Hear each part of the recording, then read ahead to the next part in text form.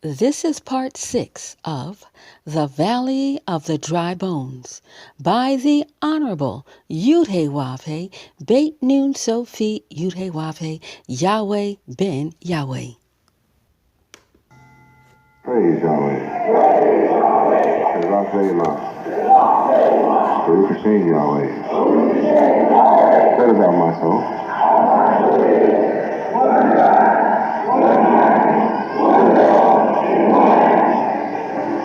What is out my soul?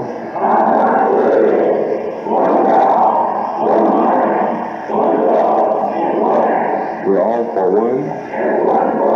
We vote for our brothers and sisters. What about food?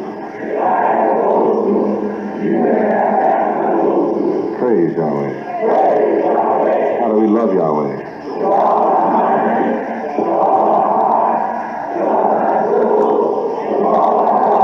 And how do we love our brothers and sisters?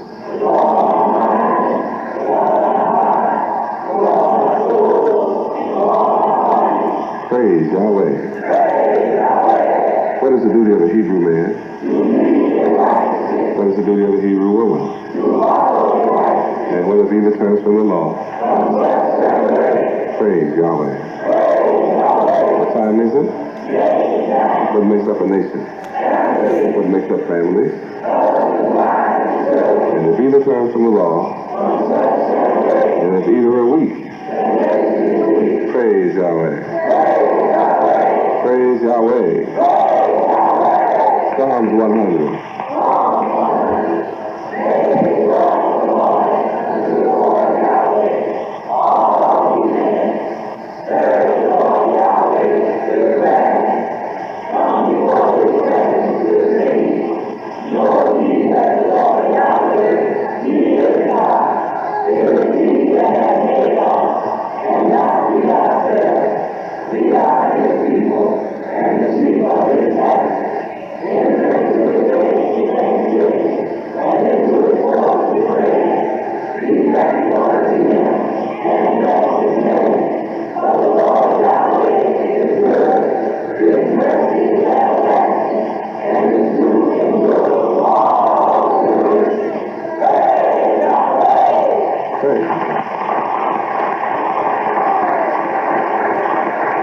Praise Yahweh.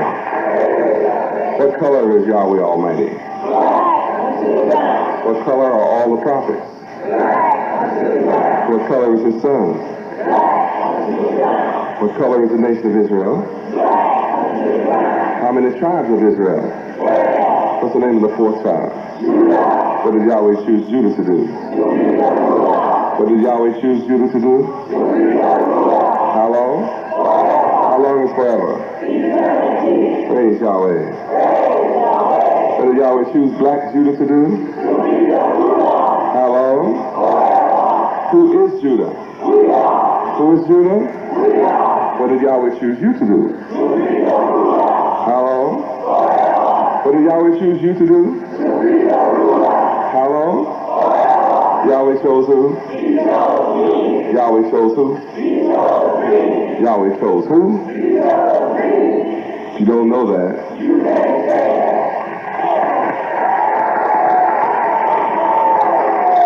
Psalms 47.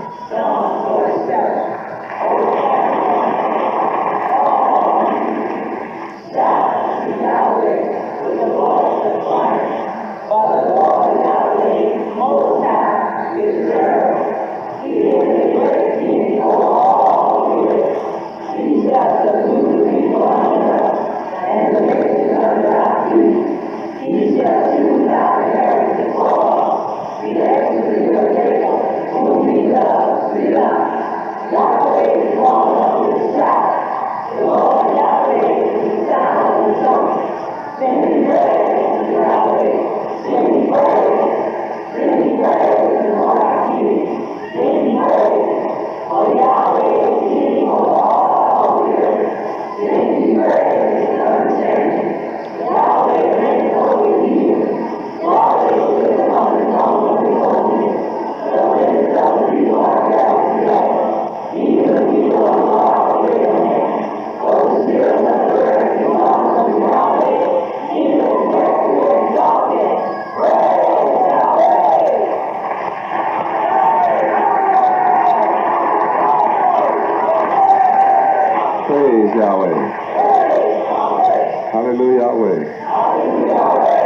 Zachzera, Baruch Hashem Yahweh.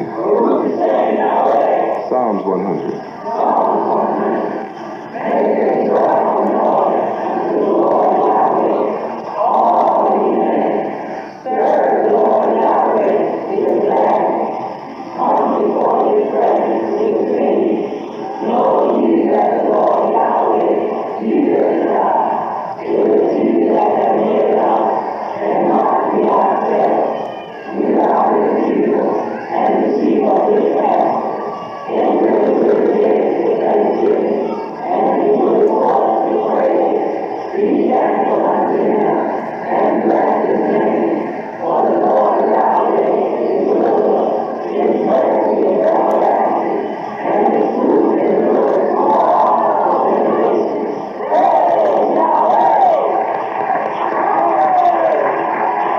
Praise Yahweh. You may be seated. If mama don't go, I'm not worried. I'm going. If my father doesn't go, I'm not worried. I'm going. If my husband doesn't go, I'm not worried. I'm going.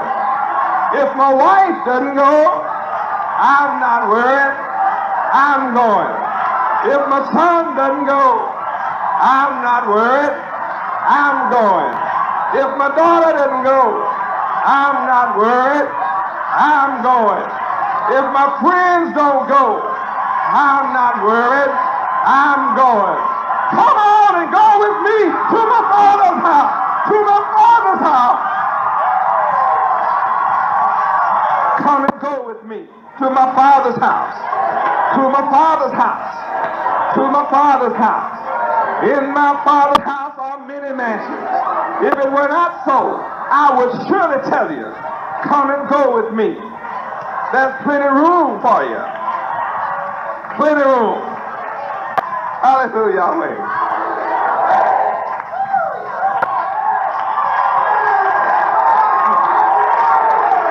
Soul is happy right now. Thank Yahweh for your redemption. I've been redeemed. I've been redeemed. Praise Yahweh. Let's look at Ezekiel 37:9 again. I know some of you say, "Man, you are preaching today." Sound like you're preaching today. Sound like you're preaching today. Well, look at Ezekiel 37:9 and look at the T. Look at your reference. What did it tell me to do today? Well, I'm preaching to you today.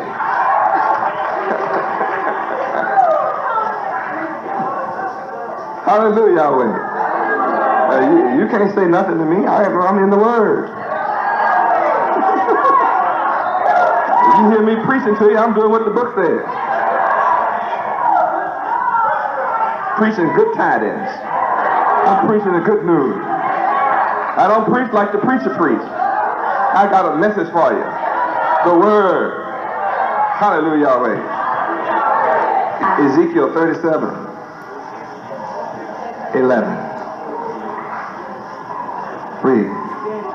Then he said unto me, Son of man, these bones are the whole house of Israel. Behold, they say, our bones are dry, and our hope is lost. We are cut off for our cause. See what Yahweh is saying here? Now we see clearly who these bones are.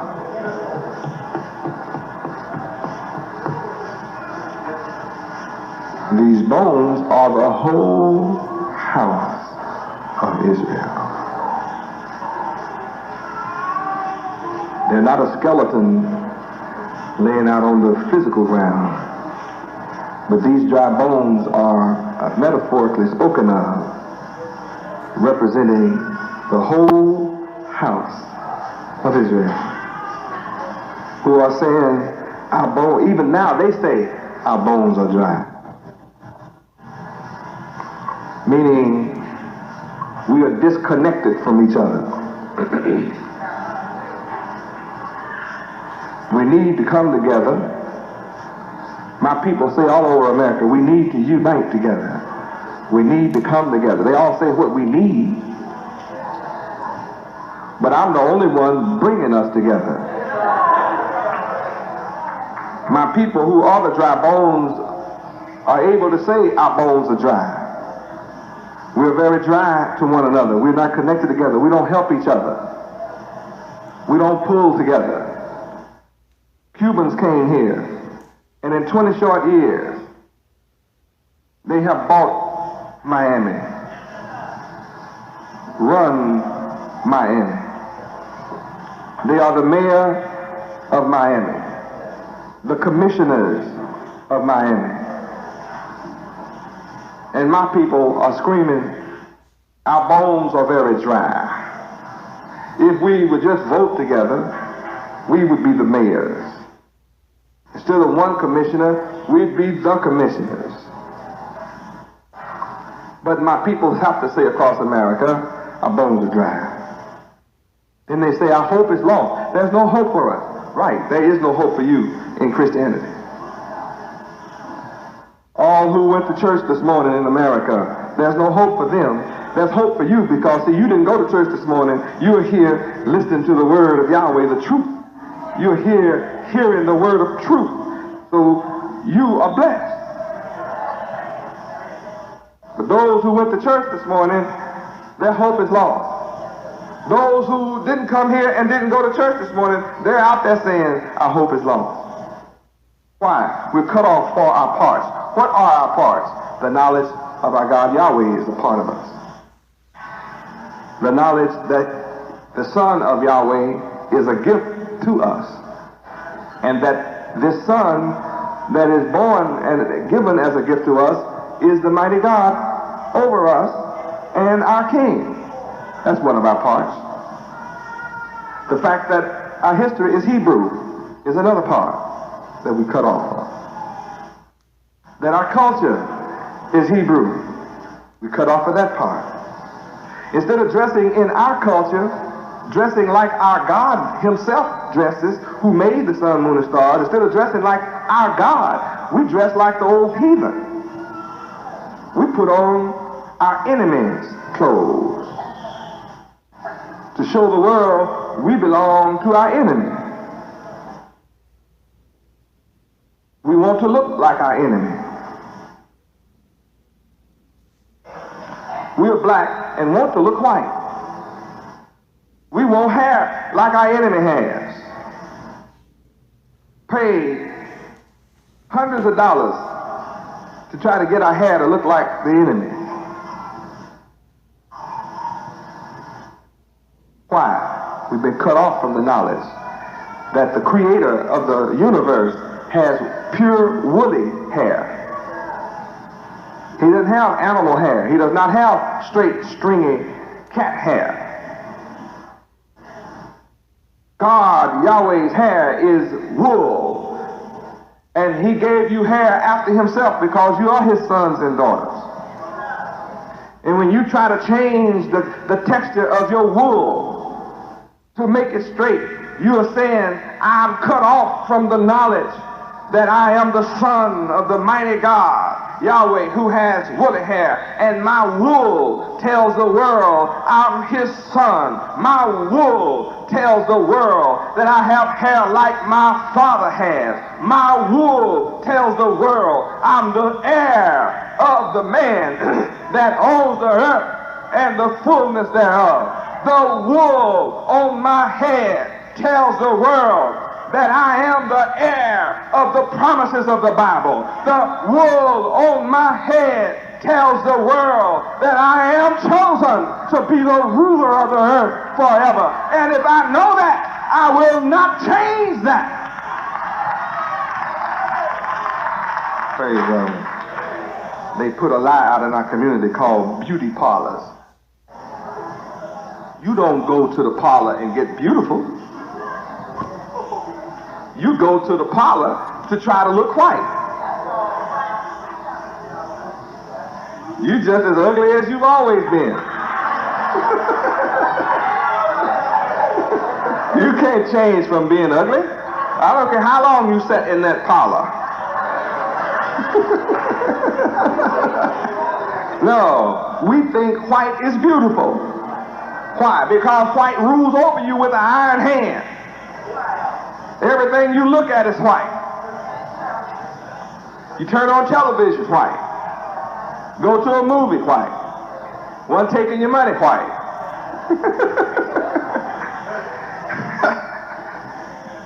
When you go to jail, white. When that light go on, your heart starts beating real fast. Because you know what's in that thing. You know what's in there, white. Oh my God.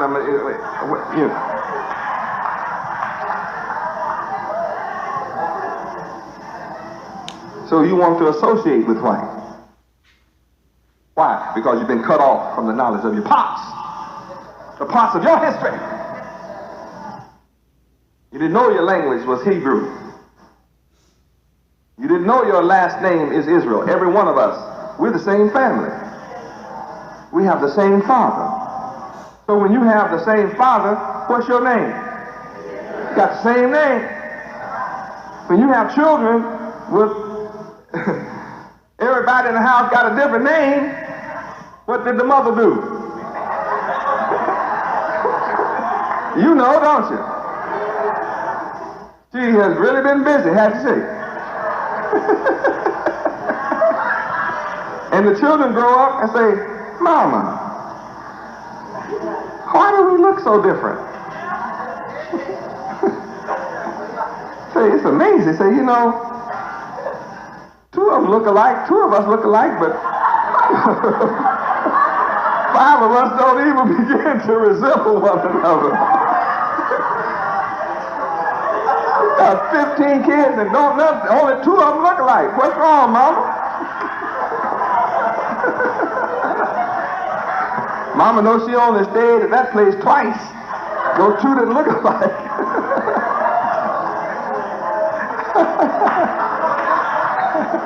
She was on the move with the rest of them. Couldn't pay the rent, you know. Steady on the move. So as a people, by us having different kind of names, that says that we don't know who our father is. You go ask Mama, who's my father, Mama? She said, boy, get out of my face. I don't know. Where's my daddy, Mama? Are you crazy? Boy, I don't know where your daddy is. I only saw him one night. I don't know who he is myself. I don't even know when I got pregnant that night. See, I was drinking a little heavy, you know. I really don't remember. Can you see what our people are in for? We have all these names: Smith, Johnson, Culpeper, Peckerwood, Underwood, Blowtorch, Roundtree, Overhead, Mr. and Mrs. Roundface, Mr. Tubelip, Mr. Stonehead, Stonehagen, Higginbottom. These are not our names. We've been cut off from the knowledge of our name. We have one common name, which is Israel. But we've been cut off of that. The book said we are cut off for our parts. We've been cut off from the knowledge that we have a land, and that our land is the richest land on earth.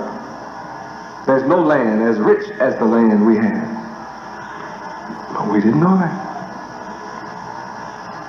Because we have been cut off from the knowledge of our land, we have tried to join ourselves on to become a citizen in America. And we have failed at making ourselves a citizen of America. We have tried to make ourselves be a citizen. We have marched, demonstrated, and died trying to make ourselves be citizens. And to this day, you're not accepted. To this day, We are not accepted. Praise Yahweh. Psalm 141:7. Read. Our bones are scattered at the grave's mouth, as when one cutteth and cleaveth wood upon the earth. Praise Yahweh. We've been cut up, cut off, cut from each other, and our bones are scattered. We, the house of Israel, have been scattered. When you scattered your bones, that means we have been dismembered. We constitute a body of people 50 million strong in America. And out of our 50 million people in America, we are unable to come together in unity. We're unable to work together. Our mentality is scattered from one another. Our minds are scattered against one another. When you come into the knowledge of the truth, your family just automatically, most of them start separating themselves from you. They scatter from you right in the same house. You don't hate them, but they act crazy toward you. They force you to make a choice between Yahweh and them. They'll separate from you and then say, if you want our love, give up Yahweh. And we'll continue to give you our pretended love. Your wife say, well, you go on down there.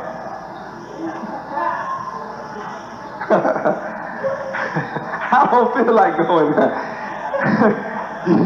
You want to hear that stuff? Go on down there. It's all right. Help yourself. You go on. I'm not going. I don't want to.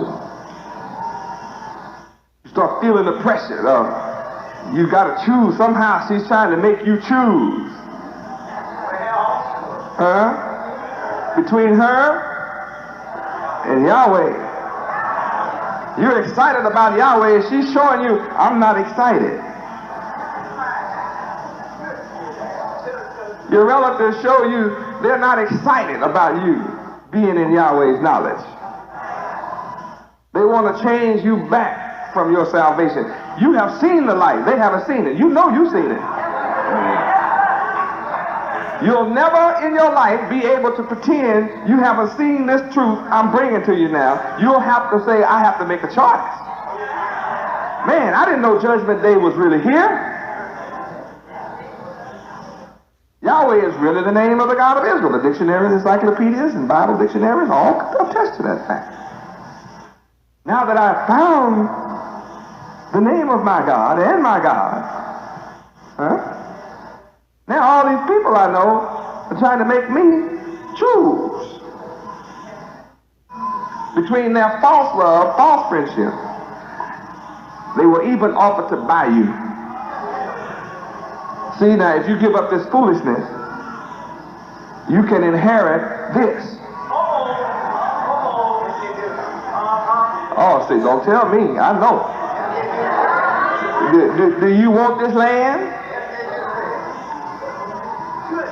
You want this business? See, if you, as long as you got to believe in Yahweh, then you can't work in our business. See, I have to fire you. You have to leave. See, we can't have this on the premises. This, see, we make our living like this. And you be talking that stuff and drive our customers away, see? So you have to be smart in the business world, son. You can't be driving customers away. You know what I mean? See, they want to make you choose between your livelihood and Yahweh. They want to make you choose between what you think is your livelihood and Yahweh. They're saying to you, if you believe in your God, Yahweh, let Yahweh take care of you. Well, come on and I'll show you Yahweh can take care of you. Oh, yeah. He's taking care of me, and he's taking care of you. He's taking care of us. He'll do the same for you. What Yahweh is doing for me, he'll do the same for you. What Yahweh is doing for me, he'll do the same for you. See, they know you've been taught materialism all your life. So they come at you with materialism. They come and try to cut you off through materialism. But Yahweh says here in verse 11, Son of man, that's me. These bone-headed black folk you looking at are my people. They're not blacks, Negroes, and colors. They're my people. They're not niggers. They are the whole house of Israel. Their problem is, they're saying their bones are dried, the hope is lost, they're cut off. Let them know that hope is not lost. Yahweh is your hope. Yahweh is the substance of the things you hoping for. Yahweh has the substance that you hoping for and the evidence that your blind eyes can't see, but we are your evidence of the things that you can't see. How we do it? We're the evidence of faith. We are faith. We are the substance of all that you hope for and the evidence of that which you can't see. How we do it? She said, faith without works and dead count for nothing and is less than nothing. We are faith. Working. We the Hebrew Israelites are faith. I am faith. Working. So I count for something.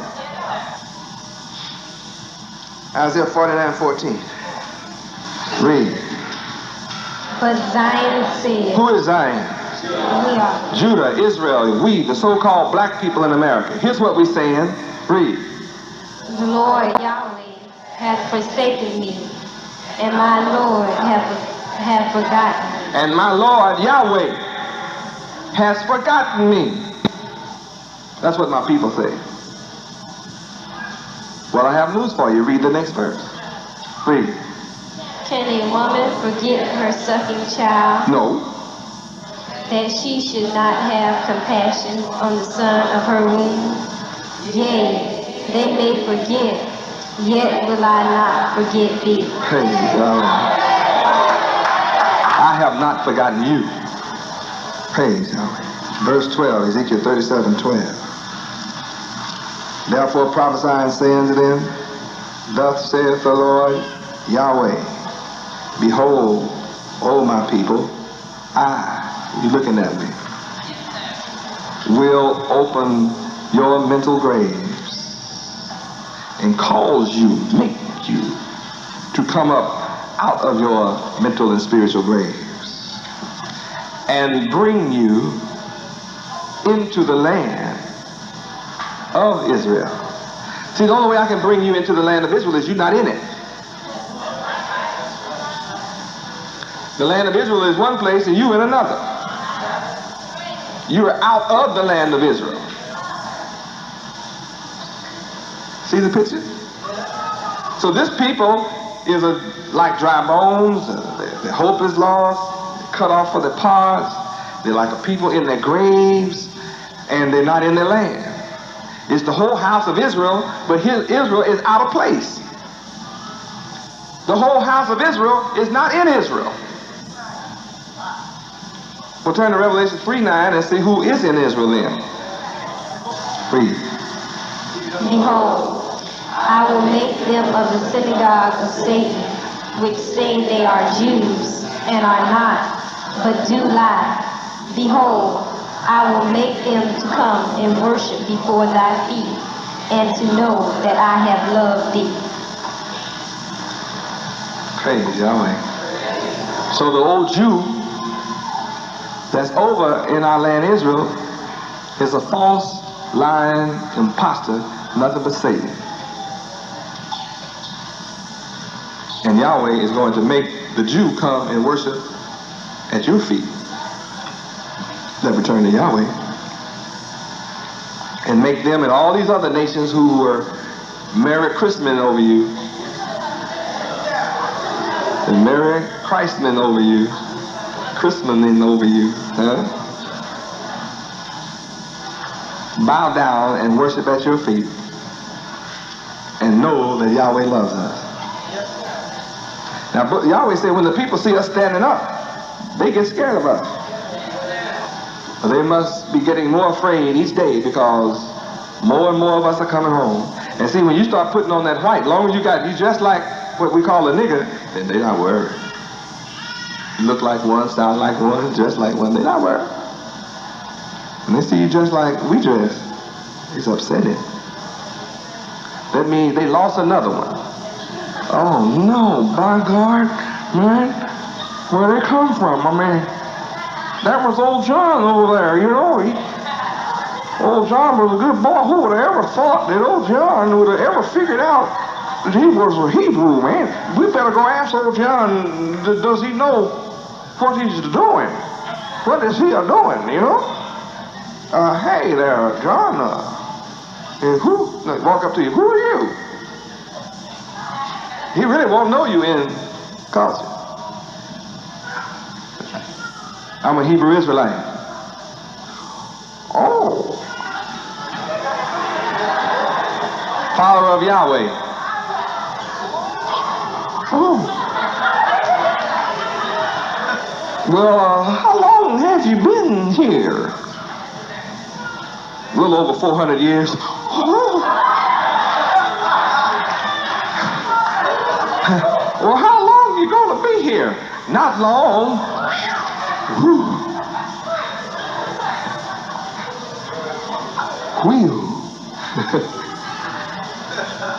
That's the only thing good that you said to him that's good, that you leaving. Yahweh is God. How many enjoyed the teaching thus far today? How many souls are rejoiced over what you heard today?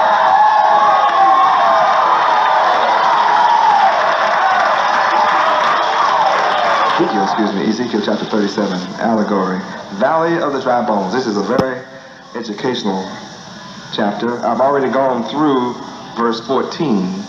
I'm going to recapitulate back to 10. I am the Son of Man to whom Yahweh prophesied, to prophesy to you, my people in America, who represent the dry bones. And if you don't understand that America is the valley of the dry bones, when you do understand that, you'll understand Psalms chapter 23, which says that, yea, though I walk through the valley of the shadow of death. So here's that valley again. I will fear no evil. It's the same valley, America. Because America is an evil place. The valley of America is evil. He said, though I walk through this valley, which is truly a shadow of death for black folk, police may stop you at any time. I received a call from two of my elders in Kansas City and St. Louis, and they said that in that area of the country, a white man will drive up to day workers on the corner, fill up his pickup truck, and ask how many want to work today. And my people, brothers, get on the truck, and they're never heard from again. Now, I've been warning you 5 years this day would come. I told you this day was coming. And by having elders out in over 100 cities, I am able to hear what is really going on in those cities, which they don't put in the papers. Now, this was not one truckload, several. Now, my people in that area are running scared. There are no police investigations. Mothers, sons, wives, husbands, sisters, brothers, children's fathers, who trusted white people,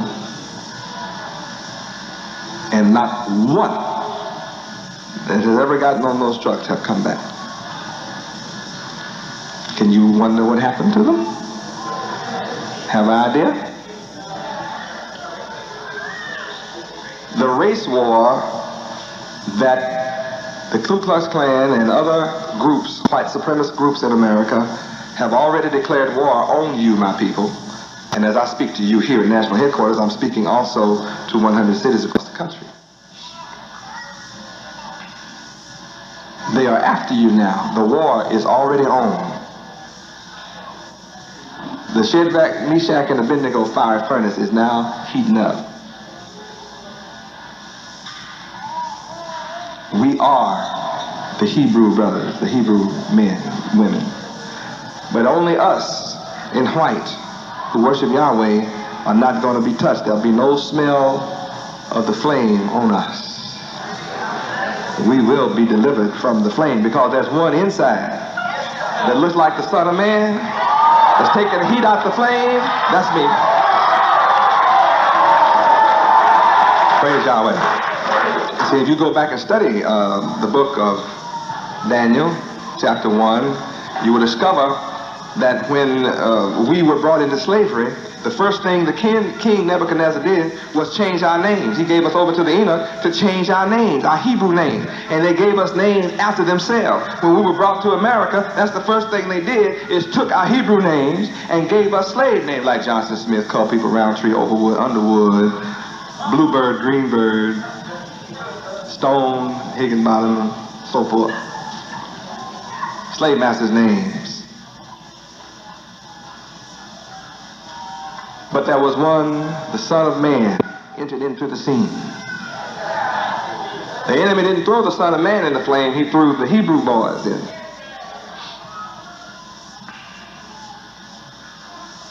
And no one ever taught us that Hebrew name. They taught us the name that was changed. You know, Shadrach, Meshach, and Abednego. That was the changed name. You see? So in order to know the truth, you have to be taken back to the reality of what was going on. So that to bring that out helps us to understand when we're reading an allegory such as the Valley of the Dry Bones. I am the Son of Man spoken of here. So now to understand this, you need a Bible. If you didn't bring a pad and paper, then you're just going to leave here with an impression. Hard as I teach and hot as I teach, your impression is subject to be extremely disturbing when you leave here. I'm guaranteed to disturb your mentality and your spirituality as well as your intellectuality.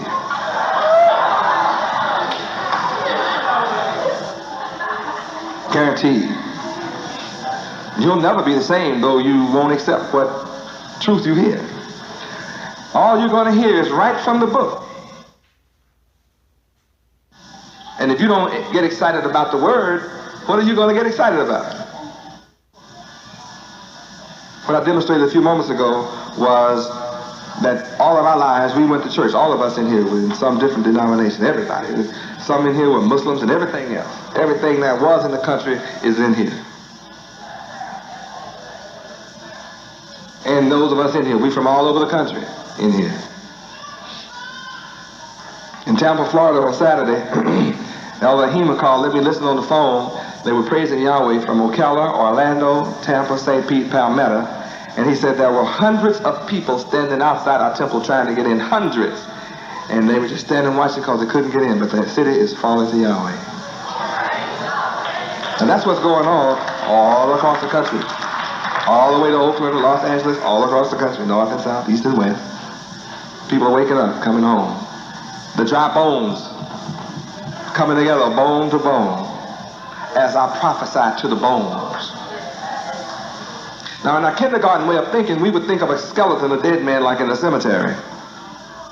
But this is an allegory letting us know, how could you speak to some bones and they hear?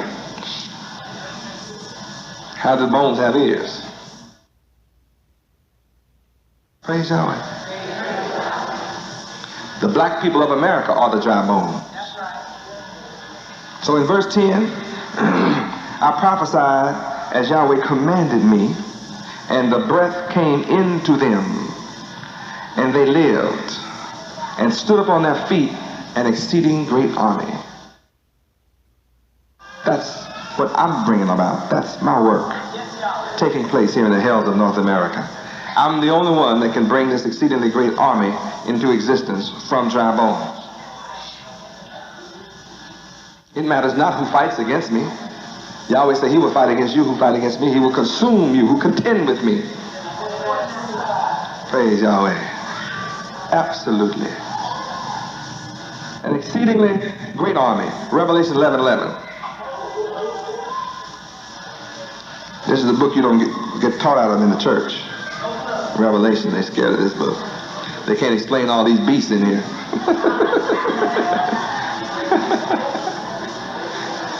Revelations 11:11. Read. And after 3 days and a half, the spirit of life from Yahweh into them, and they stood upon their feet, and great fear fell upon them which saw them. Now that's talking about you and me. This 3.5 days represents another allegory of over 300 years, which is the 400 years spoken of in Genesis 15:13, that our people, the seed of Abraham, would be in slavery and bondage to the white man of America, and we would serve them, and they would afflict us with evil for 400 years. So the 3.5 days represents the 400 years that we would be here, over 300 years. And it says, after this, the spirit of life from Yahweh entered into them. See, over here in Revelation 37:10, it says, I prophesied to them and breathed the breath of life into them, and they stood up an exceedingly great army. This is a reference to that. Revelation 11:11. Then I took you this past class back to verse 8. And it said, our dead bodies would be in the street of that great city. The great city is America. America has been the greatest country on earth. The number one leader. Which spiritually, see, Revelations tell you here, which spiritually is called Sodom and Egypt. See, Sodom and Egypt are spoken of spiritually here. The great city is also spiritually Sodom and Egypt. Therefore, and when you see this part of Revelation being fulfilled is when you could look back spiritually at the conditions that was taking place in Sodom. Homosexuality, when the punks and the sissies in the days of Lot tried to grab off the two angels which came to Lot's house so they could have punk sex with them. And the angel struck him with blindness and told Lot to take his family out of the city because they were going to destroy it for their evil, wicked sodomites.